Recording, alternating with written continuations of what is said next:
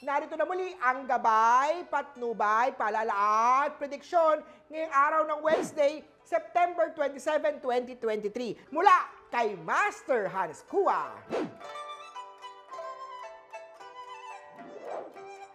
Simulan natin ang mga pinanganak ng Year of the Rat dahil ikaw ang pinakamaswerte ngayong araw.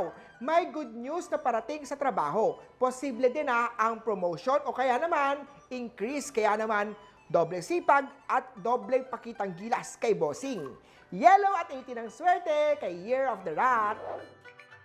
Sa mga Year of the Ox naman tayo, Good Health Star activated. Ipagpatuloy lagi ang pag-exercise tuwing umaga. Para naman sa Love Star, may isang dating kababata ang posibleng makatuluyan mo. Siya ay may letter J, Y, A, L sa kanyang pangalan. Mas lalo naman ma-enhance ang Love Star kung magsusuot ka ng rose quartz na bracelet, red at 1 ang swerte kay Year of the Ox.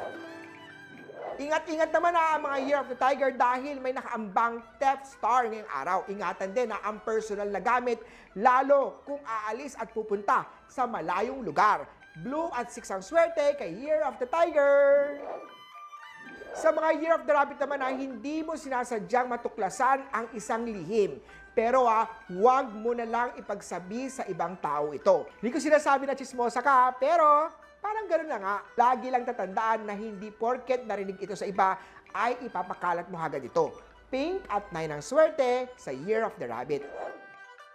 Kailangan mag-focus ng mga Year of the Dragon ngayong araw Magaling ka na sa ginagawa mo pero hindi ibig sabihin ay papetiks-petiks lang. Magkaroon ng paninindigan sa mga binibitiwang salita. Purple at 11 ang swerte kay Year of the Dragon. Sa mga Year of the Snake naman tayo, may Love Star, may letter B, may letter D, may letter Y at O sa kanyang pangalan. Hindi mo man pinapansin pero siya ay may matagal ng pagtingin sa iyo. Peach at 13 ang swerte sa Year of the Snake. Para sa mga pinanganak ng Year of the Horsey, may conflict ngayong araw. May negative energy pagdating sa pera at pagdating naman sa love, matatagpuan mo na ang mamahalin ka ng sobra-sobra. Pero taken na siya. Better luck na lang next time. Huwag kang sisira ng relasyon ng iba. Pink at 2 ang swerte sa Year of the Horsey. Sa Year of the Goat naman, huwag ka mag-expect. Tumutulong ka pero iniisip mo naman agad ang balik sa'yo ng taong tinulungan mo. Huwag ganon. Tumulong ng bukal sa kalooban. Gray at 7 ang swerte kay Year of the Goat. Sa mga pinanganak naman ng Year of the Monkey, may pera ngayong araw. Maraming kwarta ang papasok. Bunga yan ng paghihirap mo. Makatulong ang paglagay ng wealth-inviting cat. Ilagay yan sa opisina mo o sa negosyo. Maroon at 14 ang swerte sa Year of the Monkey.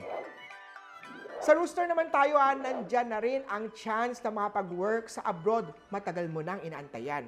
Pinalampas mo na yan ang pagkakataon last time at kumatok muli ngayong araw. Kaya naman, Travel Star activated. Huwag na yan palampasin pa. Makakatulong ang pagsuot ng all-in-one bracelet para ma-enhance ang dreams at mga wish mo sa abroad. White at 19 ang swerte kay Year of the Rooster.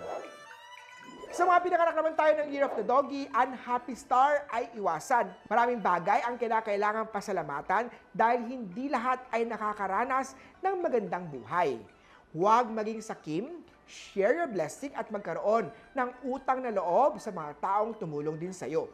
Gold at 8 ang swerte kay Year of the Doggy. At sa Year of the Piggy naman maganda ang mood ngayong araw dahil napapaligiran ka ng good energy. Good vibes din ang mga tao nakapaligid sa iyo, kaya naman mas magiging productive ka sa trabaho ngayon.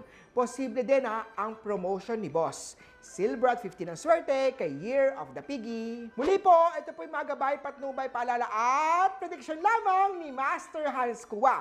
Nasa inyong mga kamay, nasa lalay ang inyong tagumpay. Kaya naman, always be positive at ito yung mga swerte! Mga ka-RSP!